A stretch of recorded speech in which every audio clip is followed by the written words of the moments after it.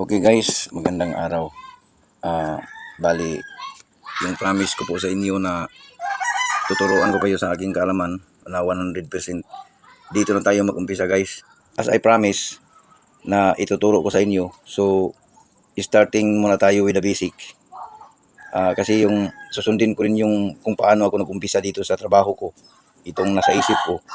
Kung paano ako natuto sa talento ko ngayon ay siya ring isi-share ko sa inyo. So, dito na pag-isipan ko guys na una-una talagang ituturo ko sa inyo itong tester.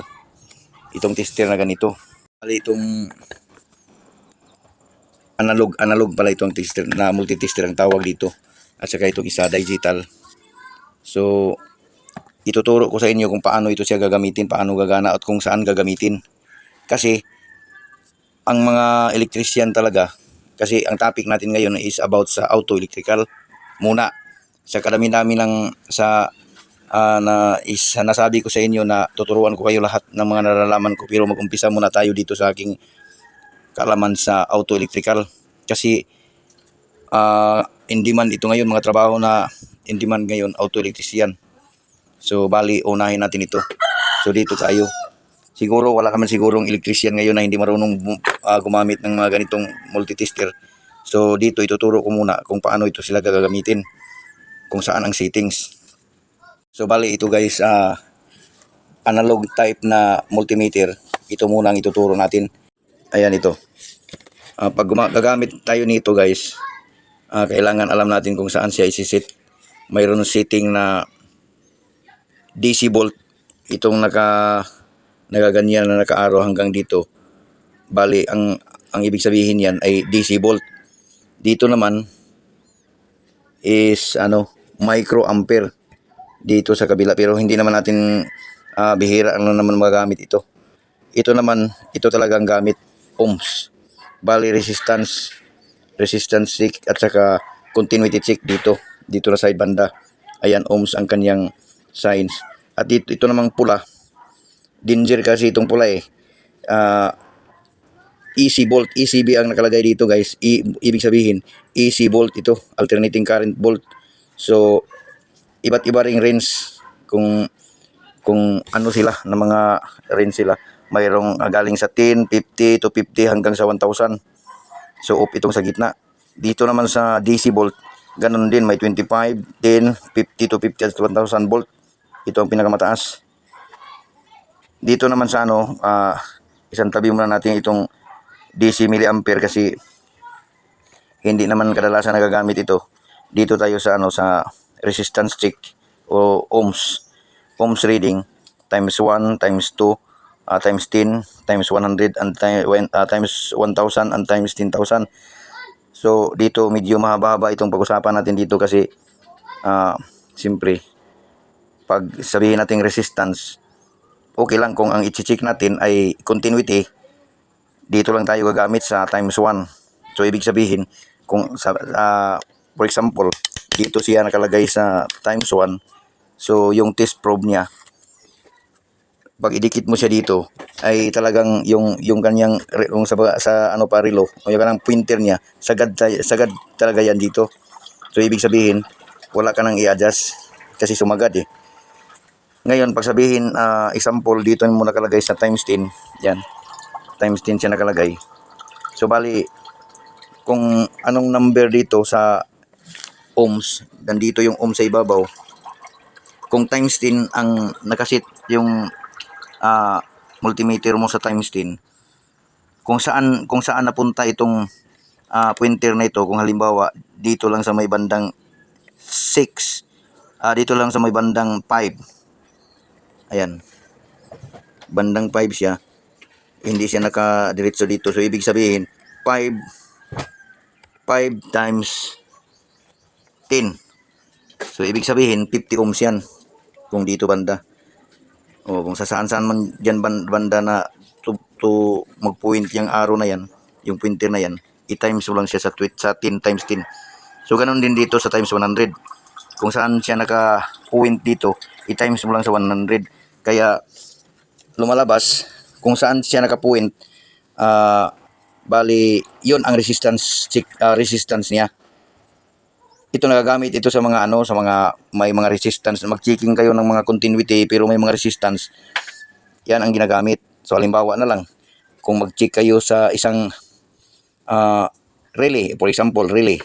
Yan, may winding kasi yan sa ilalim, yung tinatawag na holding coil. Kung mag-check kayo niyan, kailangan talaga na may resistance siya.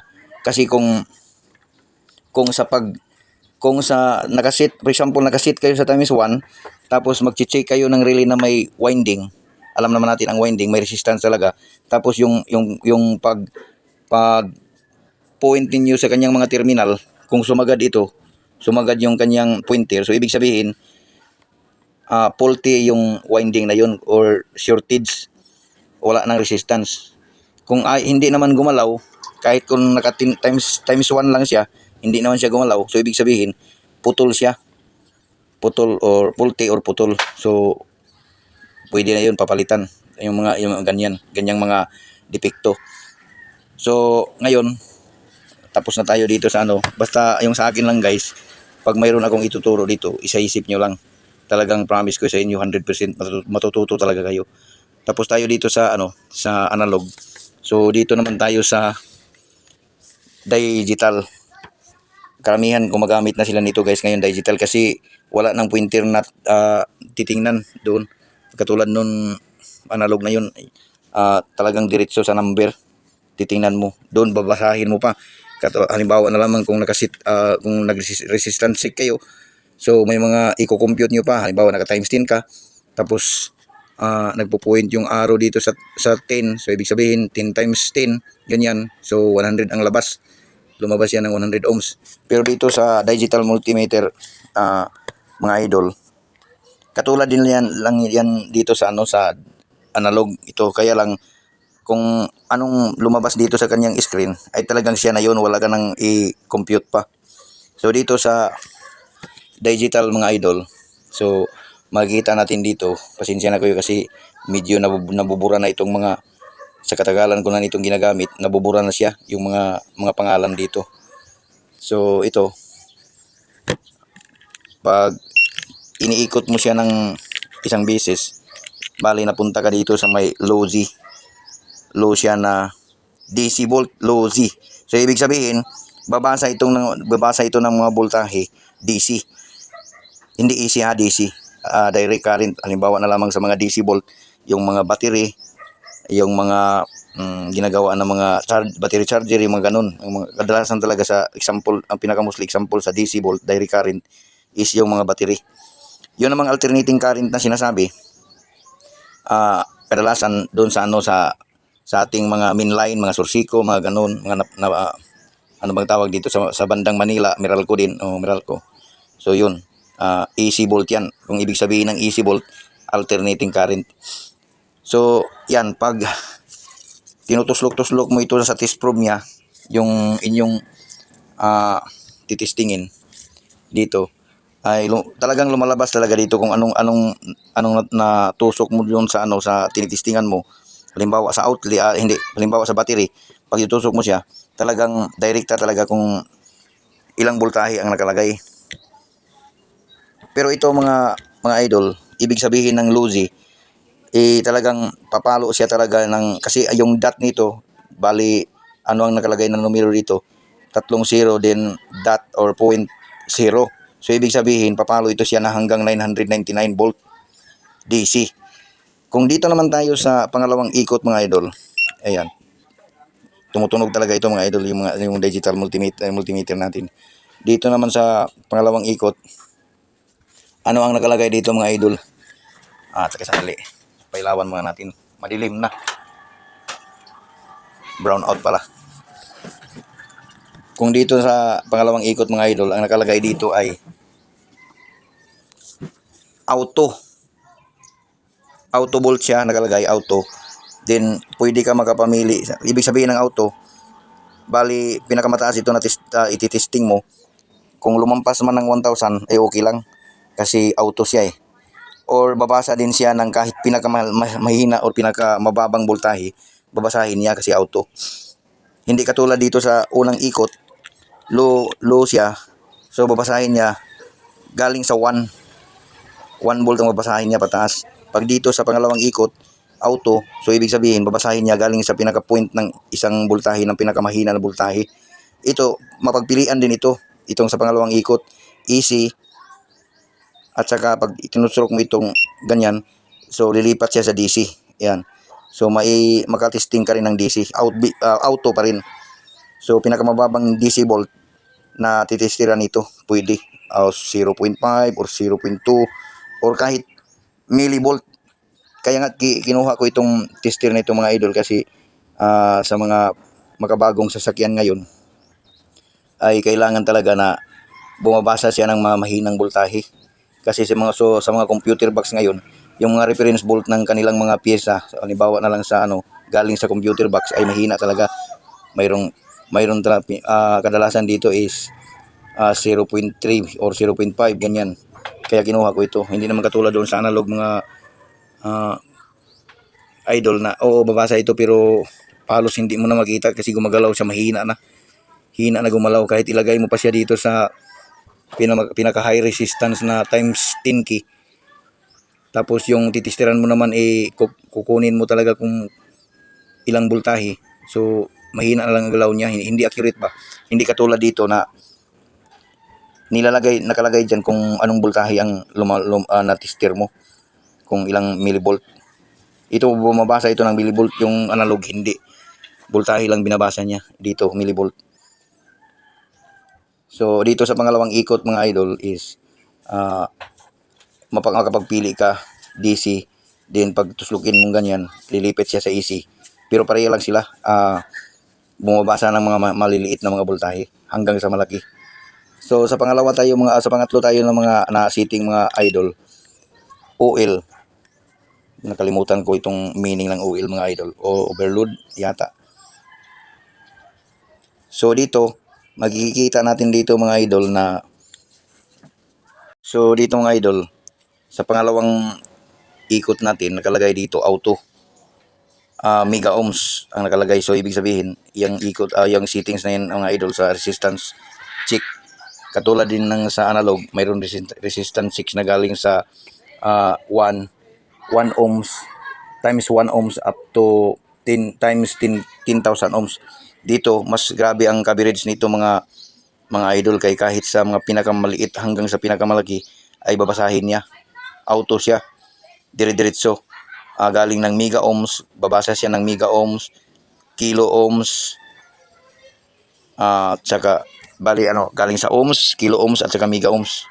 Babasahin niya yan. Galing sa pinakamaliit hanggang sa malaking resistance o mahabang resistance. So pag pinipindot mo din itong yung kanyang setting, so mapunta ka dyan sa diode testing. Voltahe naman ang nakalagay dito sa gilid. Kanina kasi mega ohms, ngayon voltahe. Ganyan naman talaga pag nagtesting tayo ng diode check. So hayaan nyo lang at ituturo ko rin yan sa inyo. Simple natural naman, ituturo ko talaga sa inyo paano mag-check ng diode o sa iba't ibang parte ng parts ng mga sasakyan, hanggang sa wiring, hanggang sa general wiring, ituturo ko rin sa inyo. Gagawa ko rito ng isang malaking at lagyan ko ng wiring para maipaintindi ko sa inyo bawat isang wiring kung saan papunta, saan switch papunta, saan galing, para maintindihan nyo talaga yung wiring ng isang sasakyan. Kasi pag direkta kayong tumitingin sa wiring ng isang sasakyan, hindi nyo talaga maintindihan. Kasi kung tingnan nyo sa wiring nila, makikita nyo doon isang kumpol ng wire na grabe karaming kumpol-kumpol ng wire na tinipan lang, ginagawang isa. So hindi nyo maintindihan yun mga idol, sobrang dami. So dito isa-isahin natin para maintindihan nyo kung yung wiring na yun saan papunta, sang switch galing, at kung anong accessories ang kanyang pinupuntahan, kung saan galing ang mga wire na yun, galing sa dashboard ba, sa switch ba, o doon sa kanyang mga accessories, o sa mga panibagong sasakyan ngayon, doon sa kanyang sensor, doon sa kanyang computer box, or kahit saan papunta, maintindihan nyo. Sa wiring ng isang sasakyan, hindi nyo talaga maintindihan. Kasi kung tingnan nyo sa wiring nila, makikita nyo doon isang kumpol ng wire na grabe karaming kumpol-kumpol ng wire na tinipan lang, ginagawang isa. So hindi nyo maintindihan yun mga idol, sobrang dami. So dito isa-isahin natin para maintindihan nyo kung yung wiring na yun saan papunta, sang switch galing at kung anong accessories ang kanyang pinupuntahan. Kung saan galing ang mga wire na yun, galing sa dashboard ba, sa switch ba, o doon sa kanyang mga accessories. O sa mga panibagong sasakyan ngayon, doon sa kanyang sensor, doon sa kanyang computer box, or kahit saan papunta, maintindihan nyo. So dito naman tayo sa pang-apat na sit up ng itong tester na to. Ay hindi pa pala, yung kanina sa itong sit up sa kanyang bali kanina resistance 6 from ohms to mega ohms. Tapos yung pangalawang pindot mo, diode check. Yung pangatlo naman, ito yung nakalagay dito, yung parang symbols ng wifi pero nang katagilid. So ibig sabihin buzzer yan, buzzer, tumutunog siya. At itong nakalagay dito ohms naman, bumabasa rin ito kung ilang ohms, kaya lang more on siya, continuity check. Kung mag-check kayo ng continuity lang, kung halimbawa nagduda kayo na yung wire na yun putol, so i-check ninyo bawat dulo ganito. Pag i-check niyo na tumutunog, so ibig sabihin buo siya. Pag hindi naman siya tumunog, so ibig sabihin putol siya. Continuity check lang siya. So dito tayo, bali yung tatlo na yun sa yan na setting. So dito sa pang-apat na setting mga idol, ayan, yung nakalagay auto easy siya, pero alternating current ibig sabihin, tapos auto siya, galing sa pinakamahina hanggang sa pinakamalaki. Pero nakalagay dito mga idol sa kabilang banda ay letter E. So ibig sabihin yan, amperes yan mga idol. So babasahin niya yung amperes, kung ilang amperes ang isang circuit. Yan, ituturo ko rin yan sa iyo paano babasahin ang amperes ng isang circuit or current. So ang pagtesting naman yan mga idol, hindi na ginagamitan ng probe. Ito naman yung kanyang ginagamit, yung clamp. Bali, ikaklamp mo lang siya doon sa isang linya ng wire na may load. Halimbawa na lang, electric motor. Ikaklamp mo lang siya sa isang linya. So makikita mo na kung ano ang nakamarka dito, kung ilang amperes. Ayun, so mostly hindi naman natin ginagamit ito kasi ang itinuturo ko muna sa inyo ay sa auto electrical, pero darating din tayo diyan mga idol kung gusto rin ninyong matututo about sa industrial electricity. May tuturo ko rin yan sa inyo. So dito naman tayo sa last, ganun din. Easy, ampere din ang binabasa. Yan. Easy ampere, pero wala itong DC ampere, easy lang siya mayroon. So kaya lang low J siya, yung pinaka point niya nandito sa pinakadulo, yung 3 zero muna bago ang pang-apat. Low J siya, hindi katulad kanina na ayan, yung pang-apat na ikot galing sa pinakamababa nga hanggang sa pinakamataas na amperahe ay babasahin niya. Yun mga idol. Dito naman mayroon din tayong kung baga flashlight.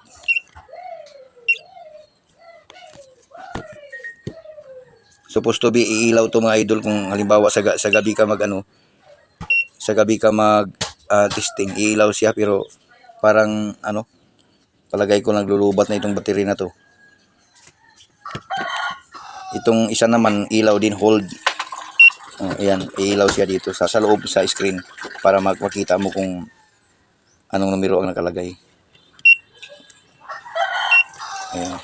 So wag nating madaliin mga idol. Mas maganda kasi isa-isahin muna natin para maitanim sa isip nyo yung mga tinuturo ko sa inyo. So ngayon dito lang muna tayo sa tester, kasi yung iba naman kasi ay naiinip pag sobrang haba ng video. Pero pag yun talagang iba na gusto talaga silang matuto, ay walang inip-inip. Kung gustuhin nila ay talagang gugustuhin nila at diyan sila matututo. So sa susunod na upload natin mga idol ay ipapakita ko sa inyo yung mga symbols ng mga parts. Sa auto electrical din, auto electrical tayo mag-focus una. Symbols ng mga parts at saka mga pangalan nito at saka kung ano ang kanilang mga function. So for example, alternator, yung starter, yun talaga mga parts na yun ang pinakamalaki ang kanilang function dyan sa mga sasakyan. Kasi pag walang starter, yung sasakyan hindi maka-andar. Kung walang alternator, wala rin, hindi magtatagal, namamatay rin kasi mawawala yung kanyang mga battery, charging ng battery. So ayan, so hanggang sa muli mga idol, no? So sa susunod na upload ko, yung mga symbols na naman ng mga parts at sa kanilang mga function. Then pagka sa susunod na naman, yung mga parts na yun, iisa-isahin natin by actual na mga parts talaga, kung paano i-tester, kung paano rin sila may mga fault, bad or good sila. So, iti-testing natin. Mag-provide ako ng bad para mabasihan nyo, mag-provide din ako ng good. Tapos kung paano sila iti-testing. So, hanggang sa muli mga idol, maraming salamat.